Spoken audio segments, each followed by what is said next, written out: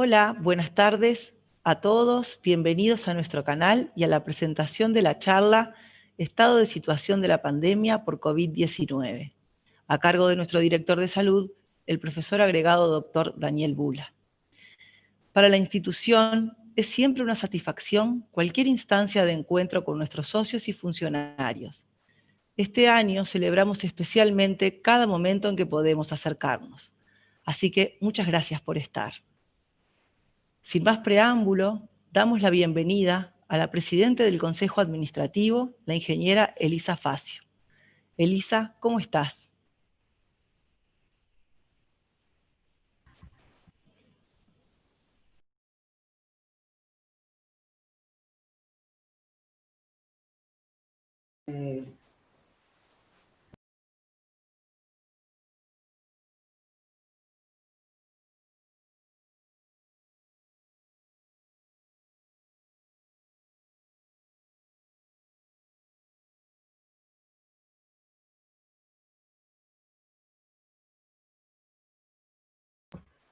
Ahora sí. Hola. Bueno, buenas tardes. Buenas tardes a todos los que se conectaron. La verdad que, como dice Leti, siempre es un gusto conectarnos y estar en comunicación. La verdad que esta vez es rarísimo, porque bueno, lo hacemos de esta manera, pero tiene la ventaja de que podemos llegar a mucha más gente y a todos nuestros socios, a todos los que se enteraron y quisieron estar. La verdad que empiezo saludando al doctor Bula por su día, hoy es el Día del Médico, así que felicitaciones, Daniel, y en su nombre a todos los médicos bueno, que en esta pandemia están trabajando tanto y dejando todo para que todos estemos bien y de la mejor manera. Y, y les decía que cuando empecé a pensar, bueno, una nueva charla sobre la pandemia, fue inevitable acordarme del 7 de marzo. ¿Te acordás, Daniel, que el 7 de marzo, o sea, una semana antes de que en Uruguay se disparara todo esto, hubiera el primer caso, Daniel dio una charla en la sala de la clínica médica en la que la verdad que nos dio un panorama clarísimo de cómo venía la mano y de las posibilidades que había y el virus y todo lo demás. Así que cuando las cosas empezaron a pasar, yo me acuerdo que le explicaba a todo el mundo cómo era porque ya Daniel nos había dicho todo. Así que me parece que en este momento que ya volvemos a tener como muchos casos y de alguna manera estamos en una situación diferente, porque ya no estábamos en aquella calma que tuvimos esos días que llegamos a tener 0 casos y estábamos todos tan contentos. Me parece que aflojamos un poco y el virus no se aprovechó de las circunstancias, para decirlo de alguna forma. En este momento es como súper oportuno volver sobre, bueno, lo que nos dice la ciencia y lo que nos aconsejan los que saben, digamos. No quiero dejar de mencionar bueno, que en el día de hoy tomamos algunas medidas para el trabajo en las sucursales.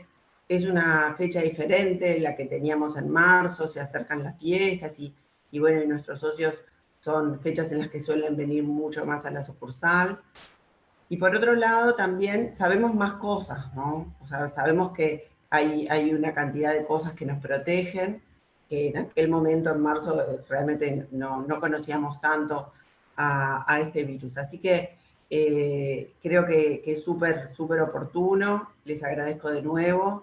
Les pido que se cuiden, que se cuiden por ustedes, que se cuiden por sus familias, que se cuiden por sus amigos, por sus compañeros de trabajo. Realmente creo que es la mayor fortaleza que podemos y lo mejor que podemos hacer todos nosotros es cuidarnos cada uno. Y así nos estaremos cuidando entre todos. Así que les dejo un beso y como seguramente no nos vamos a ver antes de fin de año, que tengan unas lindas fiestas, aunque un poco raras, pero sabemos que si nos cuidamos ahora y ponemos mucha atención a las cosas que hacemos, seguramente vamos a poder pasar en familia y disfrutar.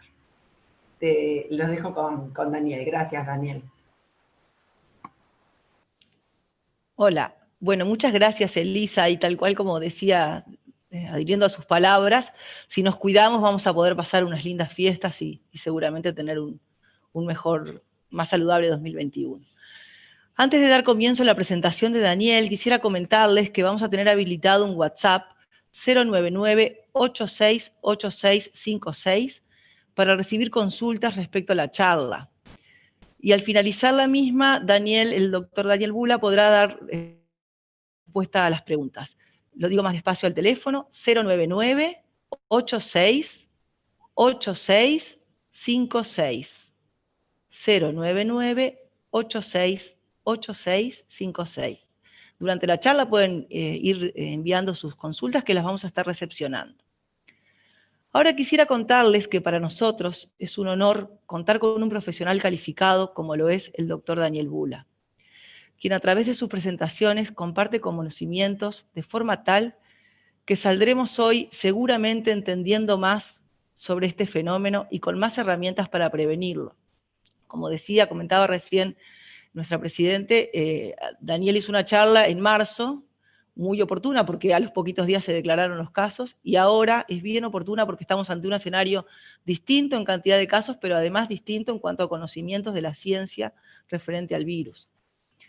Así que, bueno, sin más, vamos a dar la bienvenida al doctor Daniel Bula y lo saludamos, como también saludaba a Elisa, porque hoy es el Día Internacional del Médico.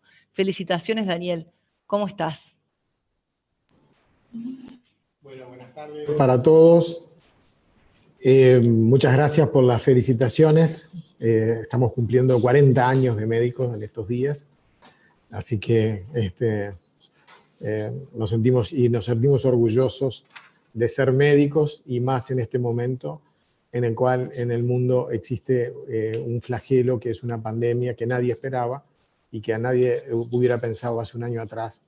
Bueno, quizás hace un año algunos ya lo pensábamos, pero 14 meses atrás nadie pensaba de esto. Es un gusto poder estar con todos ustedes desde muchos lugares del país y comentarles que en realidad la charla va a ser un estatus de la situación, un estado de la situación al día de hoy. Hoy de mañana estuvimos recolectando toda la información que les vamos a mostrar, y es un poco, hemos seguido de cerca, muy de cerca, esta pandemia, y la hemos vivido. Nos ha tocado atender muchísimos pacientes con este virus, y realmente creo que lo que les vamos a transmitir, lo que les voy a transmitir, tiene, digamos, el aval, porque todos los datos y todas las cifras que voy a presentar son cifras oficiales o de la Organización Mundial de la Salud, o de la Organización Panamericana de la Salud, o del Ministerio de Salud Pública y del SINAE aquí en Uruguay. Así que vamos a pasar a presentar y a compartir con ustedes la pantalla de lo que es la presentación. Que ya tendría que estar viendo, ¿la ven? ¿Sí? ¿Están viendo ustedes? Sí, la vemos. Perfecto. Así que ya la pongo acá. Bueno, muy bien. Lo primero que vamos a empezar es haciendo un análisis de la situación mundial al día de hoy. Estos datos son los publicados ayer de noche, que son los últimos porque se publican también a última hora. Es los datos publicados a nivel oficial. Aquello que parecía tan lejos, y en este mapa mundial, en azul oscuro tenemos aquellos países que están más afectados, y tenemos que ya hay más de 63 millones de casos confirmados y más de casi 1,5 millones de muertes en el mundo. Y si prestamos un poco de atención a los colores, vemos que en Europa Occidental, Rusia, Estados Unidos, Brasil, Argentina, son los que están, y la India son los que están más oscuros, y eso significa que son los que tienen predominancia de casos. Como dijimos, también esta curva lo que está mostrando es cómo ha evolucionado desde que empezamos en el primer caso hasta el día de hoy. Y esto lo que muestra es que tanto los casos confirmados, y obviamente cuanto más casos, mayor muerte va a haber, también van en aumento. Por ahora, esto es lo importante, que lo que vemos es que seguimos en la fase de aumento de la pandemia. Cuando venimos a los continentes, vemos que en amarillo está América, y que hoy es el que tiene la mayor cantidad de casos, 28 millones, casi 27 millones casi. Europa, alrededor de 19 millones. Después en Asia, 10 millones, casi 11. Y 5 millones en el Mediterráneo, en el este, y 1,5 millones solo en África. Cuando vemos la mortalidad, vemos que obviamente los que tienen más casos, hoy es América, tenemos 620.000 casos, 24.000 casos de mortalidad. Y ayer murieron todas estas personas que están a mano derecha. Se ven en la derecha. 2.544 personas en América y 5.800 en Europa fallecieron en el día de ayer. Cuando vemos quiénes son los países que están más comprometidos por la pandemia, tenemos a Estados Unidos en primer lugar con 13,5 millones aproximadamente, la India con 9,5 millones, Brasil con 6,5 millones, ¿tá? Y vemos un poco en las gráficas cómo viene la tendencia en cada uno de estos países. Vemos que en Brasil la tendencia es aumentar, que ya vino una ola y ahora otra ola. En Rusia están en franco aumento, en Francia hubo un aumento hace un mes aproximadamente y empezó a bajar. En España están bajando la cantidad de casos. El Reino Unido empezó a bajar. Italia empezó a bajar. Argentina empezó a bajar, que está en el lugar número 10. Colombia sigue estable en la cantidad de casos. México también. Y Alemania empezó a bajar. Estos son los, digamos, los top de los 12 países más afectados por la pandemia. Y cuando venimos a la situación en América Latina, estas ya no son cifras, son al 1 de diciembre, o sea, hace 2 días, vemos que Uruguay es el que está marcado en recuadrado y que, bueno, que Uruguay exige una posición dentro de América Latina que estamos solo, digamos, estamos muy bien, porque estamos solo por encima de Belice, Nicaragua, Guyana, Surinam y Barbados. Por lo tanto, seguimos siendo, digamos, dentro de los países latinoamericanos más conocidos, seguimos teniendo todavía un nivel bastante bajo de coronavirus. A pesar de que, y esto ya son cifras nacionales, son de hoy de mañana, ayer, ustedes saben que a las 8 de la noche se dan los reportes oficiales, por lo tanto esto es de ayer. Ayer tuvimos 203 casos, que estamos con infección en curso con más de 1.561 personas, que llevamos 4.584 personas recuperadas, pero estamos con 6.225 en el total acumulado. En el día de ayer se hicieron 5.267 test. Cuando uno mira esto, y bueno, llevamos 80 muertos y hay 24 personas en CTI. Acá es donde empezamos a preocuparnos porque veníamos relativamente bien hasta hace un mes y medio y desde hace un mes y medio hasta ahora seguimos aumentando con algunas oscilaciones. Como dije, en el día de ayer 203, pero tuvimos días de más casos. Cuando vemos la curva de activos recuperados y los fallecidos en verde, obviamente, vemos que seguimos la misma fase y estamos en fase de ascenso, obviamente, de casos y por lo tanto de recuperados y de fallecidos. Uno de los problemas que realmente tuvimos al inicio de la pandemia era la capacidad del país para realizar test, ¿verdad? Evidentemente que hay 2 parámetros que han sido lo que han, digamos, han sido las armas en las cuales mejor las herramientas a través de las cuales se han logrado los países que han tenido mayor control de esta pandemia, y que han sido dos. La cantidad disponible de test realizados por día es uno de ellos, y el segundo, la capacidad de hacer el rastreo epidemiológico. Al inicio de la pandemia, Uruguay tenía muy pocos test para hacer, pero también había muy pocos casos, y realmente teníamos cifras dentro de los test positivos muy bajas. Hoy estamos en capacidad de hacer 5.000, 6.000 o más test por día, y a poco vamos a tener la capacidad de hacer 15.000 test por día.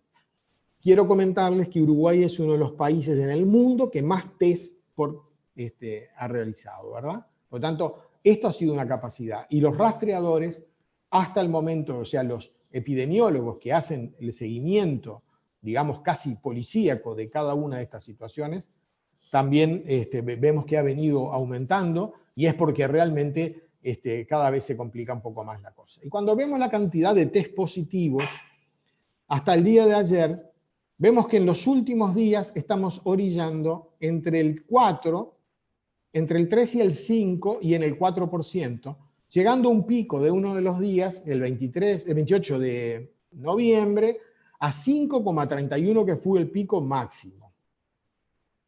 Ahora después vamos a ver un poco la importancia que tiene este porcentaje de positivos. Ahora bien, cuando uno se pregunta quiénes son los que se contagiaron por edad y sexo, porque parece que esta es una enfermedad de las personas de edad avanzada, pero esto no es así, porque vemos que menores de 15 años tenemos toda esta cantidad, tenemos en las mujeres en azul oscuro y en verde los hombres. Vemos que hay una predominancia de los hombres en cuanto a la infección, y que esta misma aumenta notoriamente por encima de los 25 años, ¿verdad? Perdón que me fui. Bueno, es muy sensible el mouse. Pero digo, vemos que por encima de los 35 años, pero también hay edades inferiores, ¿verdad? De hecho, en el día de ayer hay un bebé de 11 días, hace 2 días apareció un bebé de 11 días con la enfermedad. ¿Cómo se nos presenta en Uruguay? Porque esto es importante, porque cuando hablábamos hace unos meses, nos regíamos por lo que leíamos, ¿verdad? Tenemos que reconocer que tenemos que hacer, digamos, nuestra propia experiencia. Acá, por ejemplo, hay síntomas como la anosmia, que es no oler, y la digeusia es no sentirle gusto, que están acá abajo, y esos síntomas ni siquiera estaban mencionados en las casuísticas de los pacientes de China. Con más de 80.000 casos, en los trabajos de China no se hablaba de estos síntomas. Por lo tanto, estos sí son síntomas que no estaban ni siquiera como síntomas inicialmente, y hubo que agregarlos a posteriori, porque el virus que tenemos nosotros acá, una de las primeras cosas que puede dar es: siento falta del olfato y pierdo el gusto de las comidas. Y eso es para sospechar de que puede haber un COVID. Y eso no existía, lo cual está implicando que pudiera existir alguna mutación, y ya sabemos que hay varias cepas de este virus con pequeñas mutaciones que hacen que puedan variar los síntomas desde el principio. Pero la tos, la fiebre, el dolor de garganta, que es la odinofagia, y la mucosidad por la nariz, o lo que se llama rinorrea acuosa, que es bien como agua, son una de las características fundamentales. Ahora, estamos pensando que realmente muchos pensamos, bueno, pero ¿qué son las comorbilidades?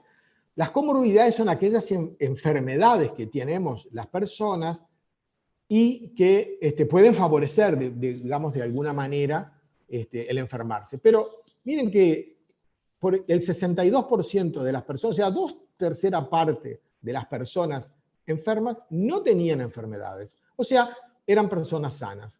Y el otro tercio restante sí tienen algún tipo de enfermedad. Y cuando vamos a ver estas, son cifras oficiales, por eso ustedes estarán viendo abajo que dice datos actualizados al 30 de octubre, porque esto se publica mes a mes cuando se junta el reporte de todos los casos de los informes que hacen los servicios asistenciales, ¿verdad? Pero vemos que en azul, en celeste vemos todos los casos, y de los pacientes que requirieron ingreso hospitalario, como aquellos enfermos cardíacos, son los más grandes, que es lo que vemos a la izquierda, los cardiópatas, la diabetes, y obviamente que es un factor que incide, porque tenemos un 6% de diabéticos dentro de las comorbilidades, pero cuando se interna el paciente, o sea, cuando requiere por su gravedad el ingreso hospitalario, esa cifra pasa del 6 al 16%. Y pasa lo mismo con todas las enfermedades. La enfermedad pulmonar obstructiva crónica, los enfermos renales, los pacientes cancerosos, los pacientes inmunodeficientes y la obesidad. La obesidad como un factor importante también, que parece que es una comorbilidad importante a la hora de definir la internación y de hacer más graves el curso de la enfermedad. Y otra de las preguntas que justamente hablábamos antes de empezar es qué cantidad de asintomáticos tenemos reportados y qué cantidad de asintomáticos. Acuérdense que por definición el paciente sintomático es el paciente que tiene esos síntomas que vimos y que agregan y que se les hace el test, el hisopado nasofaríngeo, y ese es positivo. Por lo tanto, ese es un sintomático. Pero aquellos familiares u otros pacientes que por distintos motivos se hisopan y que no tienen enfermedad, pero que les da positivo, son los asintomáticos. Y esta cifra hoy en el Uruguay es el 25%, casi el 26%. Vuelvo a insistir que este tema es de los que se sospechó, pero probablemente esta cifra sea quizás entre el 40 y el 50% según los comportamientos de las enfermedades infecciosas, porque hay muchos casos que no se estudian o porque no tuvieron un contacto o lo que fuera. Lo que dice esto es que el virus circula en la población de una manera que es importante, ¿verdad? Cuando hablábamos hace unos meses, era difícil que uno hablara con alguien y le dijera, yo tengo un caso, tengo algún familiar, algún conocido. Bueno, hoy, ¿quién no tiene un familiar, un conocido que no esté por lo menos en cuarentena, verdad? O sea que esto es una de las cosas que han cambiado. Y cuando vemos, y aquí es donde entramos a preocuparnos de las capacidades que tenemos en el país, de ingresos a CTI por día, vemos que a partir del 16 de octubre, que es la curva verde, ¿verdad? La curva roja es de los pacientes en cuidados intermedios, que se ha mantenido bajo, o sea que son mayoritariamente pacientes de CTI. Por lo tanto, lo que tenemos que tener presente es la cantidad de camas de CTI que nos van a permitir, digamos, soportar desde el punto de vista humanitario esta pandemia. Hoy tenemos 24, quizás en el día de hoy haya más pacientes en CTI. Y las edades de aquellos pacientes que ingresaron a CTI, obviamente que están por encima de los 25 años, pero la mayoría está por encima de los 60 años, como vemos claramente en la gráfica. Y como vemos, en verde vuelven a ser los hombres, y los hombres tenemos mayor predisposición a tener enfermedades graves y de ser internados en CTI. Por supuesto que esto también va a implicar una mayor mortalidad, ¿verdad? Los fallecimientos por hombres, ya vemos, es la 2/3 parte, y una 1/3 parte en mujeres. Aquí está la edad de los fallecidos, obviamente los de mayores de 75 años, que son obviamente los que tienen mayores comorbilidades, son los que van a morir. Pero si tenemos en cuenta los datos al día de hoy, la tasa de internaciones en CTI es del 1,5% y la tasa de mortalidad es del 1,3%. ¿Qué significa un 1,5%, verdad? Significa, porque aquí es importante ver de cuántas son las camas disponibles de CTI y qué número sería el necesario con esta cifra para llegar a saturar el sistema de salud y fundamentalmente los CTI, que es donde van a ingresar la mayoría de los enfermos. Y estamos bastante lejos de un número crítico, bastante lejos. Ese número oscila entre los 20 y los 30.000 casos activos, y hoy todavía estamos bastante lejos de eso. Pero por suerte estamos lejos porque también el hecho de haber dominado la pandemia durante tantos meses, lo que sí nos permitió es poder hacer más test, desarrollar más test, poder poner más camas de CTI, comprar más respiradores, etcétera, con lo cual el sistema de salud uruguayo parece bastante robusto para mantener la pandemia bajo control. Y además, una diferencia que tenemos con el resto de los países del mundo es que el sistema prehospitalario del Uruguay es uno de los más desarrollados del mundo. No se consigue que un médico vaya a domicilio, como se consigue en Uruguay, en pocas partes de América Latina, obviamente en Estados Unidos es imposible, y en Europa es imposible que un médico vaya a atender pacientes a la casa, y por lo tanto esa es una de las fortalezas más grandes que tiene Uruguay para mantener la pandemia. Y me quiero referir al 1,3%, porque uno siente que muchas veces se minimiza, ya, pero se muere el 1% nomás de las personas, el 1,3%. En realidad se murieron 80 nada más y hubo 6.000 casos. Es el 1,3%. Sí, pero es el 1,3%, es muy relativo, porque la gripe estacional que mata a mucha gente tiene una mortalidad del 0,1%. Y este tiene una mortalidad del 1,3%. Pero además, todas las personas que se murieron probablemente no se hubieran muerto si no hubieran tenido esta pandemia. Por lo tanto, es muy relativo cuando uno habla de que la cifra es baja, y esto hace que muchos ignorantes minimicen la situación porque no comprenden lo que significaría para Uruguay si esto fuera un número mayor. Y eso puede pasar. Cuando hoy vemos los casos activos, y esto sí es de hoy, uno de los elementos que también tenemos en Uruguay, que fue el desarrollo rápido de una app disponible para toda la población, que informa todo esto que yo estoy diciendo. Ustedes lo pueden corroborar perfectamente en la app de coronavirus.uy, que es una de las apps mejor desarrolladas en el mundo y que han venido grandes corporaciones a incorporarla para sus países. Hoy vemos que la situación, tenemos 4 departamentos, pero ustedes saben que esto va y viene todos los días, porque todos los días o aparece, o bueno, estos son los casos activos, por lo tanto es los que están enfermos hoy, y obviamente que Montevideo, Canelones son los que más se llevan la cantidad de los colores más oscuros. Ahora bien, si hay algo que, como bien decía Elisa, esto es una enfermedad nueva en el mundo. Esto es una enfermedad que el 17 de noviembre se registró el primer caso en el mundo. Llevamos 1 año y pocos días y no conocemos de esta enfermedad y no conocíamos en el principio. ¿Eso qué es lo que ha hecho? Que hemos ido aprendiendo durante la evolución de como decía, una cambiante la propia presentación del virus, ¿verdad?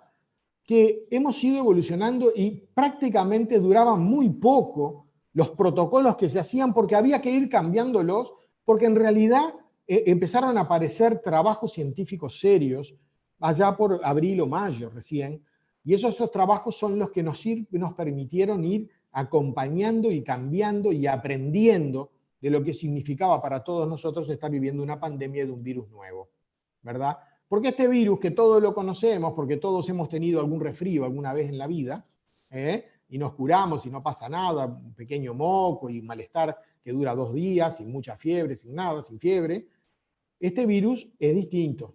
Es un coronavirus, pero es distinto, ¿tá?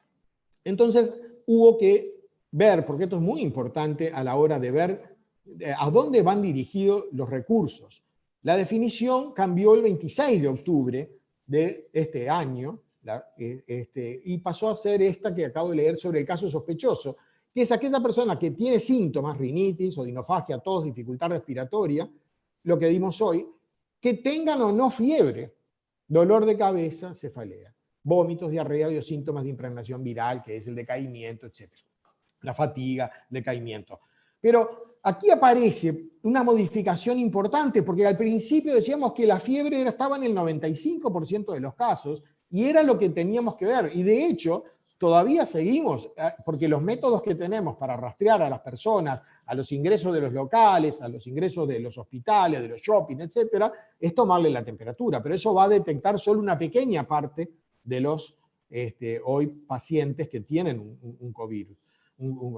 Y obviamente que la persona que tiene una enfermedad respiratoria aguda, que requiere internación, obviamente que es un sospechoso. Y el caso que se confirma es el que tiene el resultado positivo del test. El tema también ha variado mucho, que es el tema de los contactos, ¿verdad? Porque ¿quién de nosotros no ha tenido un contacto con una persona que le terminan avisando o lo que fuera que tiene un coronavirus? La persona que haya estado en contacto estrecho, y se considera un contacto estrecho el estar a menos de 2 metros por más de 15 minutos con un caso confirmado, ¿tá? Desde las 48 horas antes del inicio de los síntomas o de la realización de un hisopado, ¿verdad?, en los asintomáticos, y hasta que dure el periodo de transmisibilidad, que es aproximadamente de 2 semanas. Los funcionarios de la salud que hayan tenido un contacto con un caso confirmado, con equipamiento apropiado, porque esto es otra de las cosas que aprendimos. Si tenemos en cuenta la cantidad de personas de la salud, que no lo quise poner para no engorrar, ser muy engorroso la presentación con números, que han sido menos. A pesar de estar en la primera línea de batalla, han sido menos. Y eso ha sido por los equipos de protección personal, los EPP, ¿verdad? Que si la persona lo usa y el médico lo usa y el enfermero lo usa y el personal que está atendiendo usa correctamente esto, no hay que hacer ni hisopado ni cuarentena, salvo que aparezca con síntomas. Y si la persona le queda duda, se le hace un hisopado a los 7 días, pero sin cuarentena. Ahora, si no cumplió, estuvo, digamos, con ese caso estrecho, un contacto de menos de 2 metros por más de 15 minutos, con un caso que termina siendo confirmado, hay que cuarentenar hasta el 7º día del último contacto. Y acá es una de las cosas que nosotros, los médicos, tenemos que, digamos, la angustia que genera el haber tenido un contacto, pero estar en el 3.º o 4.º día. Y la gente dice, pero no me hacen el hisopado. No tiene sentido que le hagan el hisopado.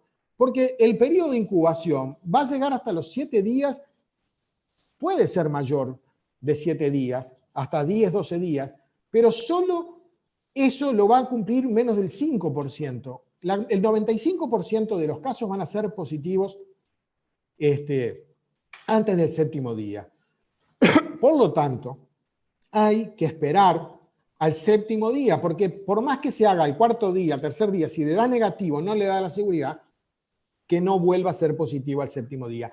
Y tengan presente lo que significa esto, y el mejor ejemplo que tenemos es la selección uruguaya de fútbol, que todos los jugadores salieron de su país con test negativos y vieron que hoy tenemos cantidad de casos, porque si tenían test, pues, pero desarrollaron el positivo después de que ya estaban en la cuarentena.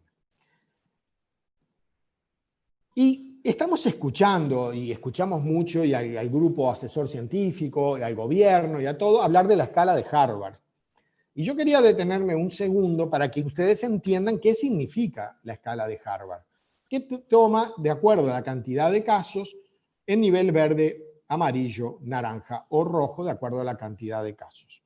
Y los pintamos un poco más, para ser más específico, en esta slide, en el cual menos de un nuevo caso por día, cada 100.000 personas, ¿verdad?, es verde. De entre 1 y 10 casos cada 100.000 es amarillo, entre 10 y 25 es naranja, y más de 25 casos por día es rojo. Cada 100.000 personas. Si tomamos esta cifra, que quiero que graben, a lo que es el mapa del Uruguay de acuerdo a la escala de Harvard, hoy tendríamos muchas partes del país, porque esto depende de que muchos son cada 100.000 casos, y 100.000 casos no tienen muchos departamentos del interior, por lo tanto están en verde. En amarillo vemos que tenemos a Montevideo incluido en amarillo, y tenemos en naranja, de acuerdo al índice de población, a Rivera y a Rocha con el brote del Chuy, ¿verdad? Estos son los nuevos casos que cada 7 días entran. Pero también hemos escuchado el tema de los test, la cantidad de test positivos sobre la cantidad de casos acumulados. Y eso se toma en periodos de 14 días y dan una gráfica que es un score que es el que toma en cuenta Europa, ¿verdad? La Comunidad Económica Europea no toma en cuenta la escala de Harvard y toma en cuenta este. Y cuando miramos este mapa, vemos que Uruguay está en la parte naranja con 3,2%. Esto toma un promedio de los... Esto varía día a día porque va tomando 14 días para atrás. En los últimos días estuvimos orillando entre el 4 y el 5,3, como vimos, por 5,6, como vimos hace un rato, la cantidad de test positivo. Por lo tanto, quiere decir que Uruguay hoy, si lo tenemos que poner, estaríamos mucho más arriba de la posición que estamos aquí y estaríamos bordeando la línea con el rojo. Y probablemente pasemos esta línea en los próximos días. Pero quiero mostrarles algo que ustedes van a ver en la parte superior derecha, que dice Costa Rica. ¿Se acuerdan hace 4 meses atrás que se hablaba de Costa Rica y Uruguay como los países que no tenían COVID en América Latina, con sistemas de salud parecidos, etcétera? Miren, hoy Costa Rica está por encima de Argentina, de Brasil, de Chile, de Paraguay, de Ecuador, con todo lo que vimos hoy de que tienen estos. O sea, Costa Rica nos puede estar mostrando qué es lo que nos puede llegar a pasar a nosotros, sin llegar a ser fatalista, pero porque estaban en la misma situación que nosotros hace 3 meses atrás. Ahora bien, vamos a hablar un poco de los test, porque muchas veces sentimos hablar de los test, del PCR, etc. El PCR es un test que es el test de reacción de cadena polimerasa, que lo que muestra es, se hace con ADN, ¿verdad? Es un test caro, ¿verdad? Pero es el gold estándar y se hace a través del hisopado nasofaríngeo, ¿verdad? También existen test de saliva, y estos test son más rápidos y más baratos, alrededor de unos $10, frente a unos 100 y pocos dólares de los otros, entre 100 y 200 dólares, depende del laboratorio. Este test vale $10 y se hace en la saliva, y se utiliza en muchos aeropuertos en el mundo, y lo utilizó la NBA en el básquetbol de Estados Unidos para comenzar a permitir la práctica del básquetbol. Es un test rápido y barato.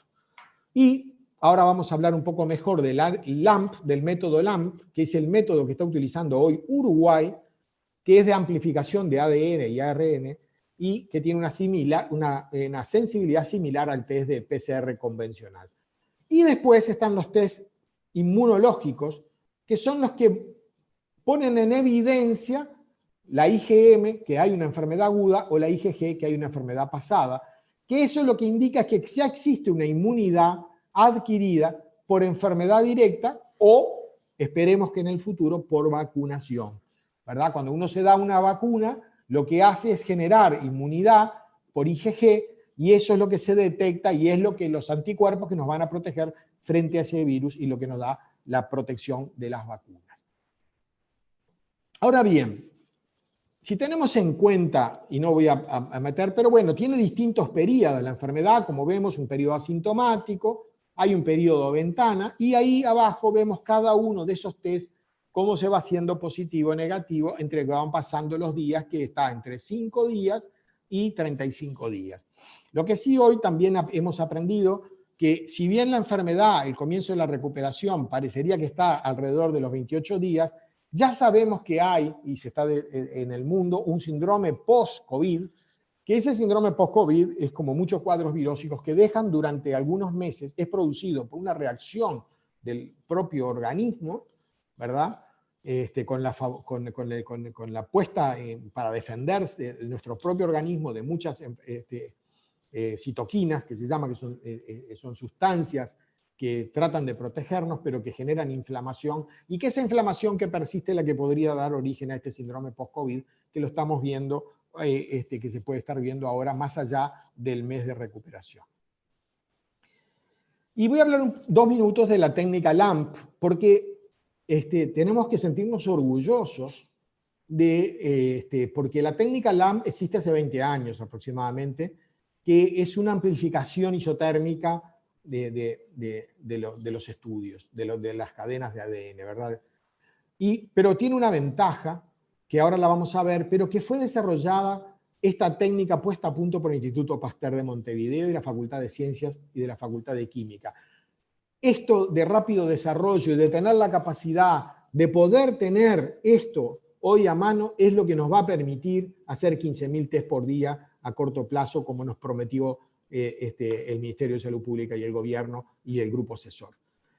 La LAMP trabaja en una gota de reactivo, y lo bueno que tiene es que, como vemos abajo, el equipo es poco costoso, que es lo que vemos a la izquierda, es un aparatito chiquito, y que el positivo se pone de amarillo y el negativo de rojo. Y poniéndole la gota de reactivo cambia y se puede leer en menos de una hora, y es lo que se está usando hoy para los camioneros, por ejemplo, que ingresan al país. Se va a empezar a usar en los aeropuertos, etcétera, porque permite una detección rápida y es un método similar de sensibilidad al PCR. Y fue desarrollado aquí en Uruguay. Ahora vamos a hablar de las vacunas. ¿Cómo estamos hoy con las vacunas? Que es el tema del momento. Nadie dudaría que hoy es el tema del momento. Hay más de 200 vacunas en fase experimental acelerada, 26 de ellas en la fase última, y 10 están terminando sus estudios para ser aprobadas. Ayer leímos que el Reino Unido empieza a vacunar el lunes próximo con la vacuna de Pfizer. El Reino Unido es la única, al abrirse, digamos, de la Comunidad Europea, se abrió también de la regulación de la Comunidad Europea en cuanto a la salud, porque las vacunas todavía no hay ninguna aprobada ni por la Organización Mundial de la Salud, ni por la FDA, ni por la Unión Europea del resto de las vacunas. Pero el Reino Unido empieza a vacunar con la vacuna de Pfizer. Y ellos lo pueden hacer, porque lo aprobó sus institutos científicos. No es una vacuna esta que la podamos hacer en todos lados, porque requiere menos 70 grados de mantenimiento y de transporte, y eso en América Latina no hay ningún lugar donde pueda haber eso. Por lo tanto, es una vacuna que tiene esa, digamos, logística que es muy difícil. Pero en realidad en Uruguay pensamos que en Uruguay y el resto del mundo, los primeros meses del 2021 va a empezar la vacunación masiva. Uruguay entró en un programa que es el COVAX de la Organización Mundial de la Salud para asegurarse al principio de pique ya 1,5 millones de dosis que van a ser dadas a aproximadamente 700.000 personas, y fundamentalmente se van a seleccionar las personas de riesgo, como veíamos hoy, de acuerdo a la mortalidad, la infección, el personal de la salud, etc. Son 2 dosis mínimas. Son 2 dosis mínimas, por lo tanto compramos 1,5 millones de vacunas y son 700.000 los que se vacunan. Y se dijo que el inicio probable era en abril o mayo. Y dentro de las vacunas utilizan o el RNA, y vemos en la gráfica de la derecha, las que están en recuadrados, el RNA, ¿verdad? O la proteína de la espícula, de la corona, o la proteína de la cápsula, y las vacunas están todas dirigidas hacia eso. Por eso que puede haber pequeñas mutaciones del virus que hacen que algunas vacunas puedan dejar de ser efectivas o no, de acuerdo a cuál de los antígenos fue creada esa vacuna, porque matará el virus a través de inhibir las proteínas de la cápsula o el propio RNA. Y son de todo tipo. Y hoy tenemos las 9 que están más avanzadas, y en negrita están las que van a venir probablemente a Uruguay, o las que son candidatas. Una es la CoronaVac, que es la que se está haciendo en Brasil, la verdad. La otra es la de AstraZeneca de Oxford. La Sputnik, que Uruguay está entrando también, Argentina ya la compró, y Uruguay está entrando también en negociaciones. La Moderna de Estados Unidos, y la de Pfizer, la de Pfizer-BioNTech, que es la que hablábamos recién. Estas 5 son las vacunas que probablemente demos aquí en Uruguay, con una sensibilidad que es superior al 90% para cualquiera de ellas. Esto es importante porque lo que siempre se dijo es que para adquirir inmunidad, lo que ya sabemos es que para adquirir inmunidad más del 70%, y lo que se llamaba la tan mentada inmunidad de rebaño, que quiere decir, rebaño es, se enferma tanta gente y vamos a estar protegidos, pero protegidos por la enfermedad, no por vacunas. Y eso se logra con el 70% de la población. Si tenemos en cuenta que se van a vacunar 700.000 personas de 3,5 millones que somos, estamos hablando de menos del 20% de la población. Por lo tanto, difícilmente podamos con la vacuna, si no hay periodos sucesivos, lograr ese efecto del rebaño que nos proteja a toda la población. Pero sí, por lo menos vamos a proteger a aquellos que son de mayor riesgo. En cuanto a los medicamentos, se han hablado mucho de muchos medicamentos, pero el único aprobado hasta el día de hoy por la FDA, los demás están todos en fase experimental, es el Remdesivir, que fue aprobado el 20 de octubre para pacientes internados y graves. Todo lo demás que hemos escuchado, el anticuerpo que es muy caro, que se hace en CTI, la dexametasona sirve porque reduce la mortalidad, es un corticoide, ¿verdad? Que como decíamos es un antiinflamatorio potente, y como hablábamos hoy de inflamación, en los pacientes graves se vio que servía.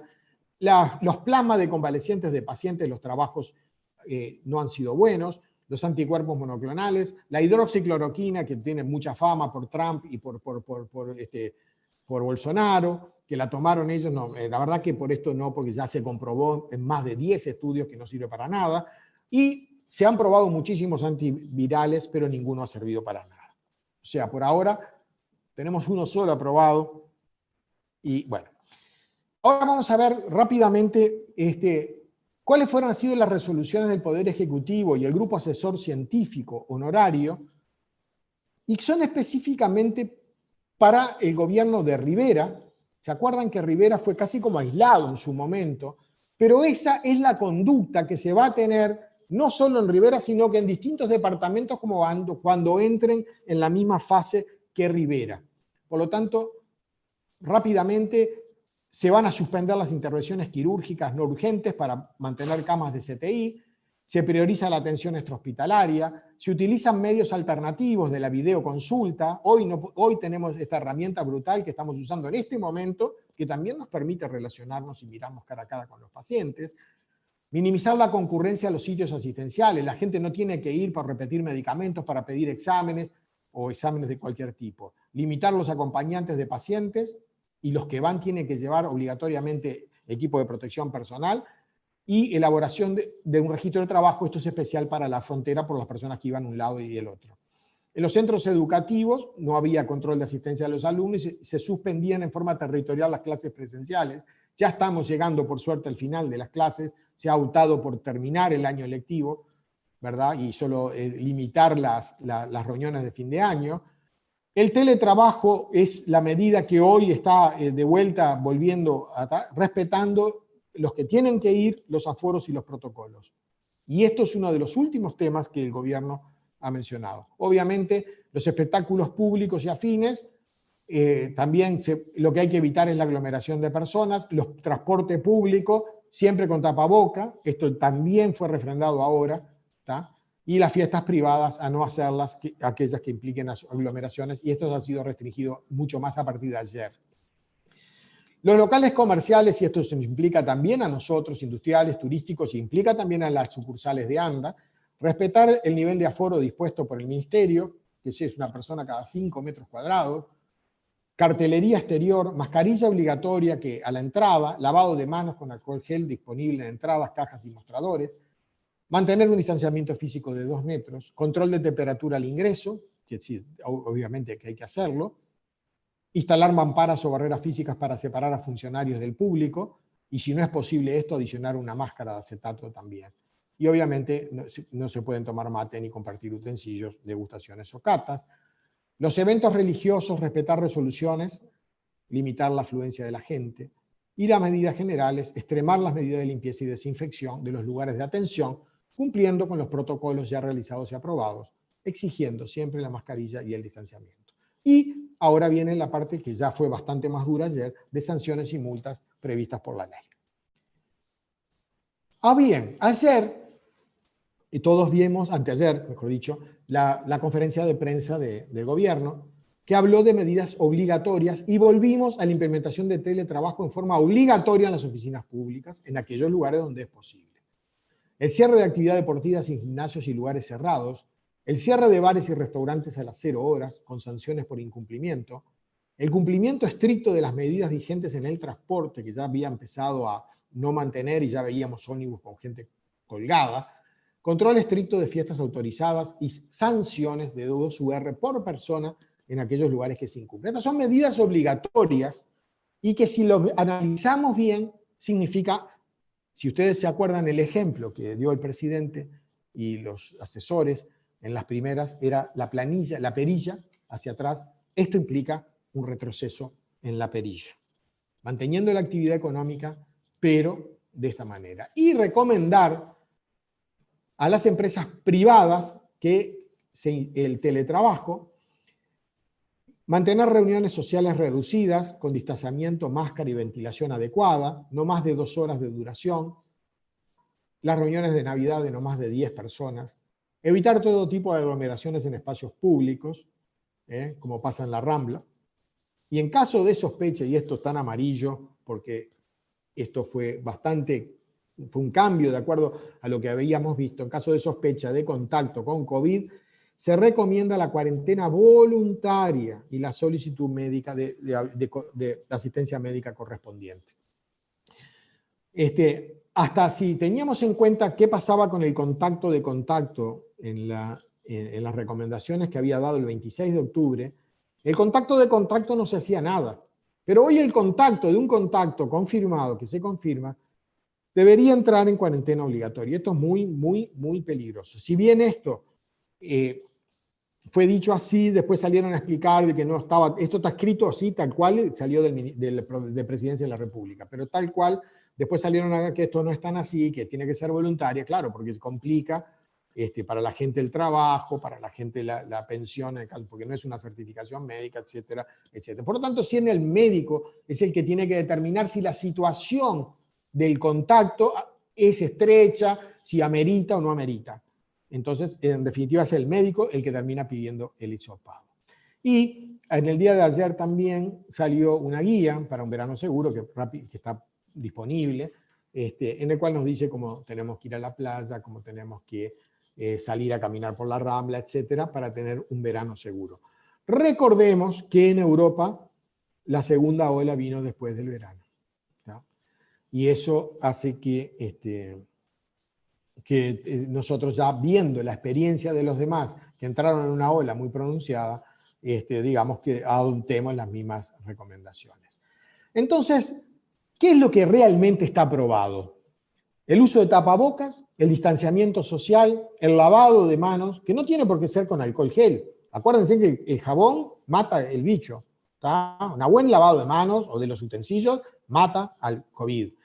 Respetar los aforos y en el personal de la salud, el EPP, el equipamiento de protección personal, ¿verdad?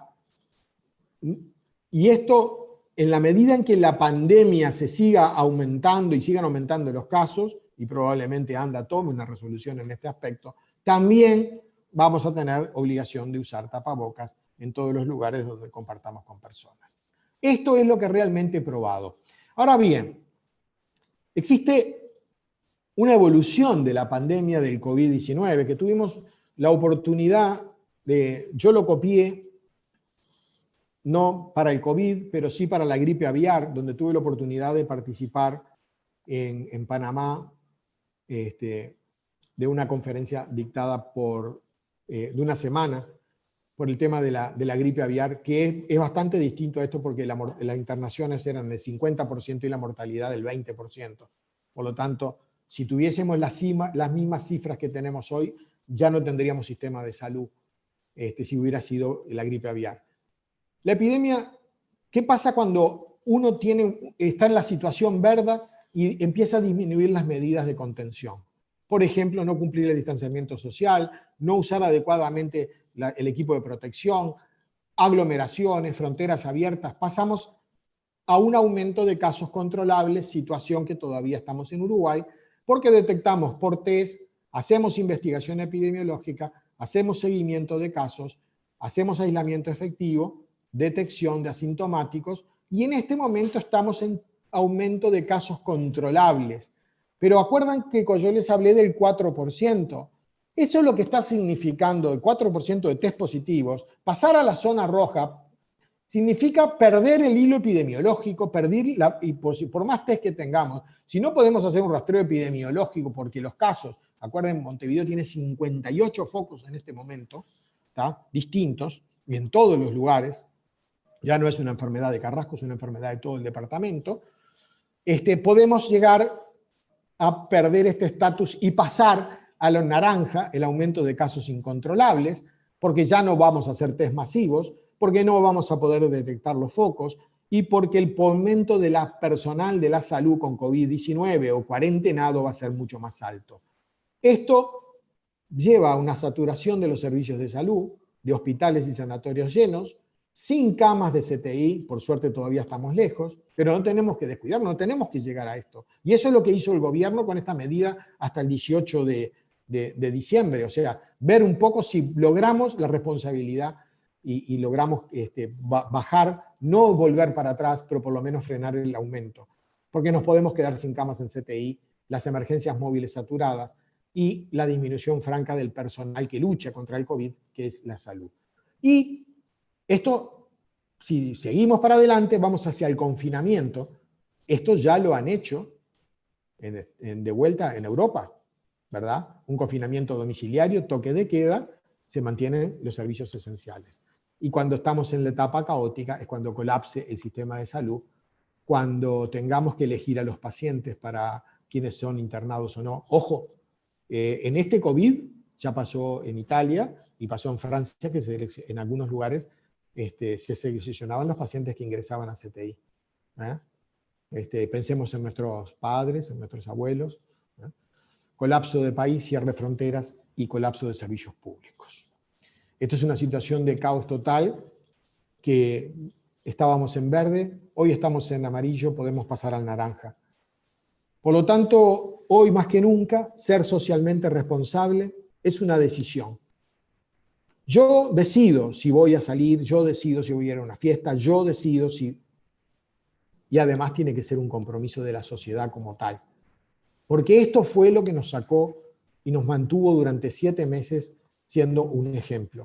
Y todavía lo podemos llegar a hacer si mantenemos, si somos socialmente responsables y adoptamos ese compromiso.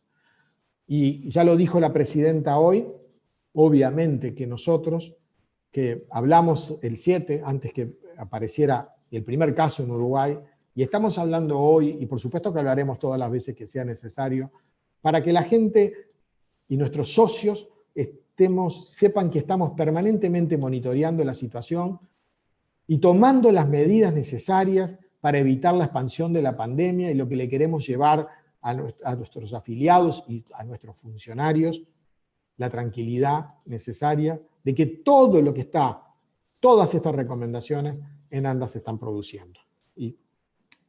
Así que les agradezco mucho el tiempo, la atención prestada. Estoy a disposición para las preguntas.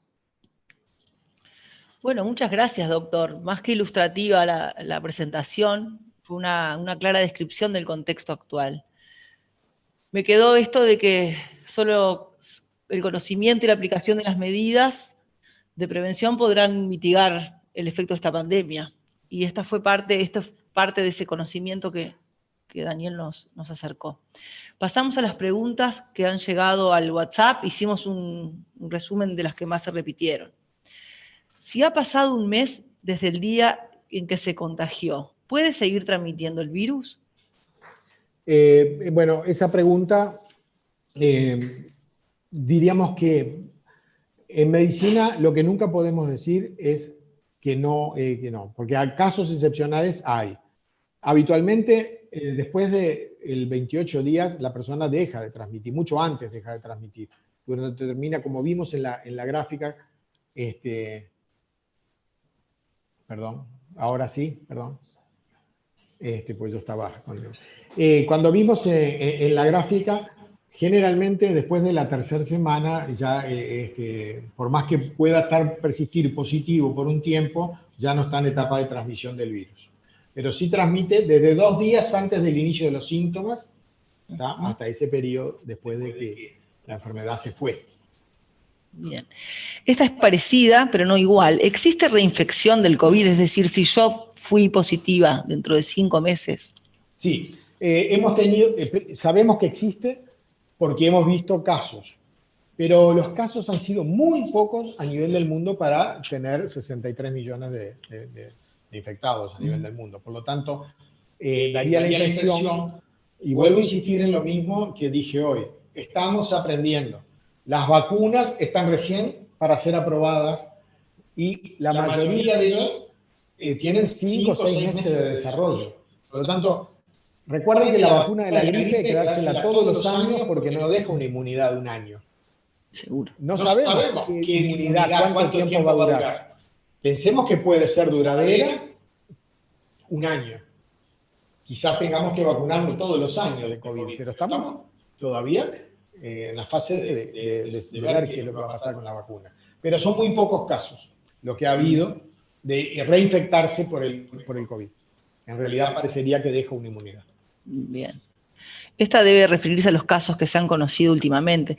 ¿Tengo riesgo de sufrir complicaciones graves del COVID si soy joven y no tengo enfermedades? Bueno, vimos que las internaciones se ven a todo nivel de edad, ¿verdad? Si no hay comorbilidades o enfermedades preexistentes, generalmente tiene una evolución mucho menos grave y, ¿verdad?, puede durar unos días, pero requiere menos. Perdón, cuando vimos la gráfica de las internaciones en CTI, vimos que por encima de los 35 años había. Sí, lo que hemos visto es que es mucho menos grave en los niños, ¿verdad?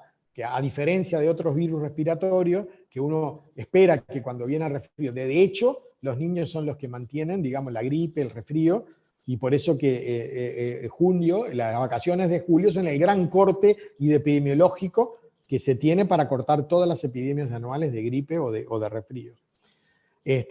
Sí, son menos, probablemente son menos graves, pero estamos cambiando. El virus tiene distintos genios. Hoy tenemos hasta bebés de 11 días con COVID. Entonces digo, estamos aprendiendo. ¿Puede el virus que causa el COVID-19 propagarse a través de los alimentos, incluidos los refrigerados o congelados? Bueno, sí. La respuesta es sí. De acuerdo a los distintos materiales que se puede tener, el virus puede vivir 24 o 48 horas en el aire, arriba de los muebles, en los metales puede durar un poco más, en los plásticos puede durar un poco más, pero hay ahora, bueno, leímos que encontraron COVID en las carnes exportadas congeladas por Argentina. Así que parecería que puede resistir el frío. ¿Es seguro donar sangre durante la pandemia? Si se tienen los test hechos, se puede donar sangre. Digo, no impide donar sangre. Bueno, ahora llegamos a la última del resumen que hicimos. ¿Hay falsos negativos en los test? No, los test son, digamos, hablamos de sensibilidad. Hay que tener en cuenta dos cosas. Lo que es la sensibilidad del test para detectar al enfermo, ¿verdad? Y lo otro es, si el test da positivo, ¿qué especificidad tiene? O sea, ¿es la enfermedad? Bueno, lo que sí sabemos es que al ser cadena PCR es el método por excelencia de los test. Por lo tanto, tienen una sensibilidad que es bastante buena. O sea, detectan ¿qué quiere decir sensibilidad del 95? Que detecta el 95% de los, o genera protección para el 95% de los test. Los test son altamente sensibles y son altamente específicos. Quiere decir que cuando son positivos y falsos negativos prácticamente no hay. Lo que sí puede pasar es que no se respeten los tiempos del virus. Bien. Porque si yo, como dije hoy, tuve un contacto ayer y me hago el test mañana y me va a dar negativo y no lo va a hacer un falso negativo, es que no le dimos el tiempo suficiente de tomar. Por eso es que estar tranquilo y hacerse el test al 7º día. Muchísimas gracias, doctor Bula. Estas han sido las preguntas más frecuentes y las respuestas han sido muy claras. Así que, como siempre, queremos agradecer tu disponibilidad, tu generosidad y calidez para compartir tus conocimientos y asesorarnos en estos temas importantes. A todos muchas gracias por estar, esperamos pronto volver a vernos en nuestras sucursales o por medios virtuales. Encontrarnos siempre es una alegría y retomando las palabras que decía nuestra Presidente hoy, a cuidarnos para tener unas fiestas tranquilos y un feliz 2021 para todos. Muchas gracias.